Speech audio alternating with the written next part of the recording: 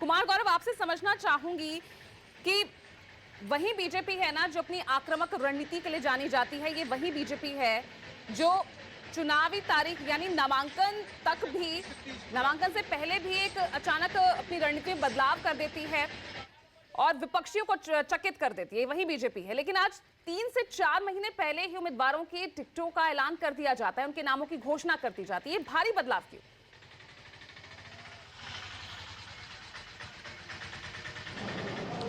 देखिए, बिल्कुल इसमें भी बीजेपी ने चकित आखिरी दौर में उम्मीदवारों का नाम का ऐलान करके चकित करती है। उसी तरह 3 महीने पहले, चुनाव से 3 महीने पहले, जब चुनाव की घोषणा भी नहीं हुई है चुनाव आयोग की तरफ से, 39 सीटें मध्य प्रदेश की और 21 सीटें छत्तीसगढ़ की घोषित करके बीजेपी ने इस बार भी चौंकाया है। और जाहिर सी बात है, अब दोनों राज्यों की सूची को देखेंगी तो मुख्य तौर पर सी और डी कैटेगरी, जहां जीत हार का मार्जिन चाहे तो बिल्कुल कम रहा है, आखिरी 2 बार से चुनाव हारे हैं, या डी कैटेगरी की ऐसी सीटें हैं जहां कभी चुनाव जीते ही नहीं है। तो ये तमाम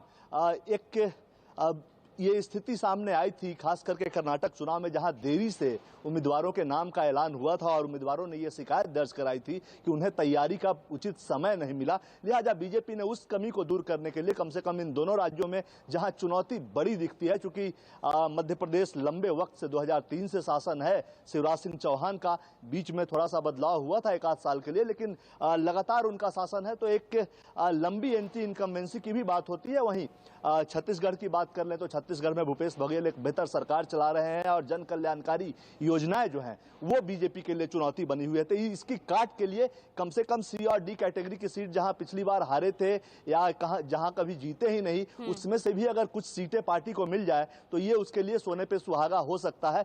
ये प्रयास बीजेपी ने किया है। मुख्य तौर पर जैसा कि विपिन ने भी बताया, 14 हारे हुए कैंडिडेट्स को टिकट दिया गया है, जिसमें 4 मंत्री हैं जो 2013 में जीते थे लेकिन 18 में हार गए। इसमें वैसे भी लोग हैं मध्य प्रदेश के का जो नाम आया है उसमें, जो कि अपनी पार्टी के खिलाफ बगावत करके पिछले चुनाव यानी 2018 में निर्दलीय या दूसरी पार्टी से लड़े और अपने उम्मीदवार को हराया। इसमें अधिकारी भी हैं जो कल सुबह तक मेडिकल कॉलेज के सहायक सुपरिटेंडेंट थे, उन्होंने इस्तीफा दिया और शाम को उनको टिकट मिला। आम आदमी पार्टी के नेता भी हैं जिनकी चर्चा थी कि आम आदमी पार्टी से चुनाव लड़ेंगे, लेकिन कल सुबह उन्होंने आम आदमी पार्टी से इस्तीफा दिया और शाम को बीजेपी का टिकट मिल गया। तो ये एक जो और दूसरी बात, जो परिवारवाद की लगातार बात होती है, इसमें परिवारवाद की भी झलक है, खास करके मध्य प्रदेश के टिकट की अगर बात करेंगे, उम्मीदवारों के ऐलान की अगर बात करेंगे, तो राजनीति में सबसे ज्यादा महत्वपूर्ण चुनाव के वक्त राजनीतिक दलों के लिए यह होता है कि एक उचित समय पे व्यवहार कुशल और एक सक्षम उम्मीदवार को चुनावी मैदान में उतारे। और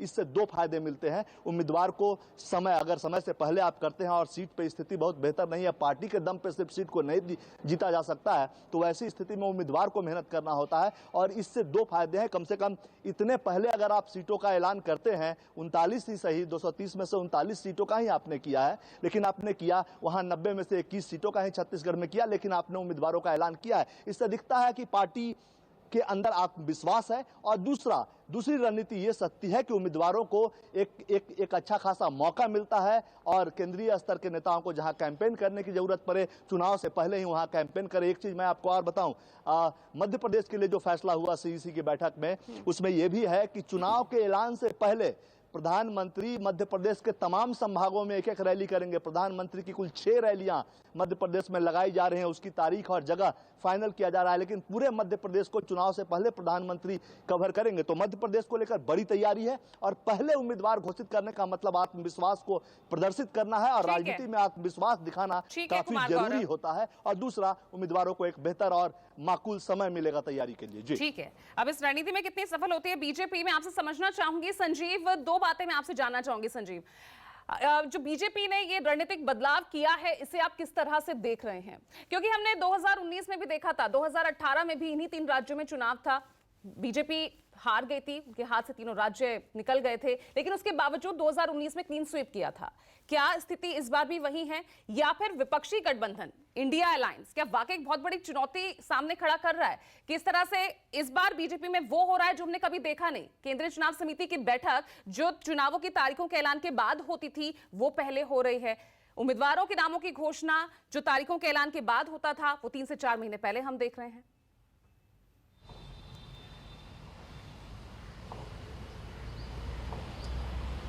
पूजा, देखिए आपने उदाहरण दिया 2018 का। 5 साल पहले तीनों राज्यों में हार हुई, लेकिन लोकसभा चुनाव 2019 में जीत हुई। लेकिन एक उदाहरण तो 2003 का भी है, जब सभी राज्यों में जीत हुई थी, लेकिन लोकसभा चुनाव 2004 में जब हुए तो अटल जी की सरकार चली गई थी। तो राजनीति में उदाहरण तो अपने हिसाब से हो जाते हैं, लेकिन सबसे बड़ी बात यह है कि अपने सहयोगी गौरव की बात में एक और बात जोड़ना चाहूँगा कि जब कर्नाटक में टिकटों का जो वितरण है वो बहुत करीब जाकर के हुआ चुनाव से, तो उसमें नुकसान क्या हुआ? नुकसान ये हुआ कि जो विद्रोह हुआ, उस विद्रोह को दबाने की जो स्थिति थी वो भारतीय जनता पार्टी पैदा ही नहीं कर पाई। और नतीजा देख रही है आपने कि क्या हुआ, वहाँ इतनी ज़बरदस्त हार हो गई। और जब भी आप टिकट काटते हैं, और टिकट काटने का जो हिसाब किताब है वो आपको पहली ही लिस्ट में दिख गया, मध्य प्रदेश में 12 से 14 लोगों के टिकट काट दिए गए हैं, तो इसका अर्थ ये स्पष्ट हो जाता है कि करीब 1/3 कम से कम, और हो सकता है इससे ज़्यादा भी उम्मीदवार बदले जाएंगे। तो वो जो विद्रोह, बगावत होता है, उस बगावत को कंट्रोल करना बहुत ज़रूरी होता है अगर अपने उम्मीदवार को जिताना है, और उसके लिए समय चाहिए। तो एक तो बहुत बड़ा फैक्टर ये लगता है।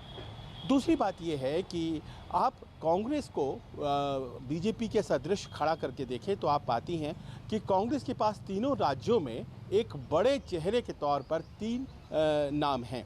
आपको भूपेश बघेल दिख जाएंगे छत्तीसगढ़ में, सामने भारतीय जनता पार्टी से कोई नहीं। आपको मध्य प्रदेश में अगर शिवराज जी हैं तो सामने कमलनाथ के तौर पर सर्वसम्मति से चुना हुआ चेहरा है और कोई वहाँ कॉम्पिटिटर नहीं है। और मुख्यमंत्री के तौर पर राजस्थान में अशोक गहलोत हैं और सामने में कोई चेहरा नहीं है।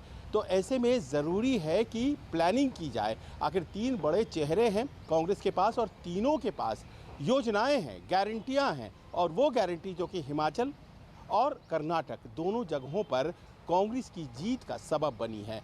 तो ऐसे में भारतीय जनता पार्टी करे तो क्या करे?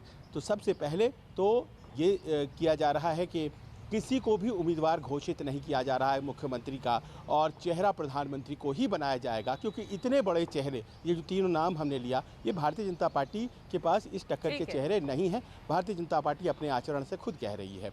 अब इधर आ जाइए कांग्रेस की तरफ, तो आप कांग्रेस में पाएंगी कि कांग्रेस फिलहाल जो है वो इंडिया अलायंस वाला जो उसका हिसाब किताब है, उसमें चीज़ों को थोड़ा स्लो रखना चाहती है। वो चाहती है कि वो फोकस करे कि किस तरह से इन 3 राज्यों में चुनाव जीता जाए, क्योंकि जैसे ही चुनाव जीता जाएगा ये तमाम मसले जो सामने आ रहे हैं ना, नीतीश जी के मसले या फिर शरद पवार के या फिर और भी कोई, ये सब अपने आप ठंडे हो जाएंगे। अरविंद केजरीवाल चैलेंज कर रहे हैं, क्योंकि 3 राज्यों में जीत अपने आप उसे एक ऐसी पोजीशन पर ला देगी कि वो सर्वमान्य नेता के तौर पर इंडिया अलायंस में आ जाएगी।